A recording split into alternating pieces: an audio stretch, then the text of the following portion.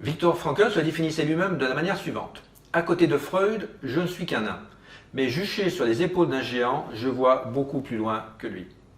Viktor Frankl était un psychiatre autrichien qui est né en 1905 et qui est décédé en 1997. Psychiatre, théologien, philosophe, il sera déporté dans les camps nazis où il perdra la majeure partie de sa famille. Il est mondialement connu et reconnu comme étant le père de la logothérapie.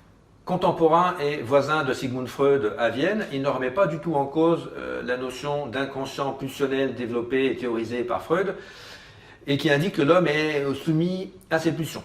Mais lui, il ajoute que les pulsions sont aussi des pulsions de création, des pulsions de vie, des pulsions de beauté et que l'inconscient n'est pas qu'une sorte de marée putride où gargouillent des choses pas très reluisantes. Il y a aussi un inconscient lumineux. Plus globalement, il postule que l'homme est avant tout un être à la recherche de sens. Alors, principalement de recherche d'un sens à sa vie, et que l'homme est tiré par cette quête, et que c'est ça qui le met en avant, qui le met en mouvement, et qu'il ne peut être heureux que s'il trouve un sens à son action, à sa vie.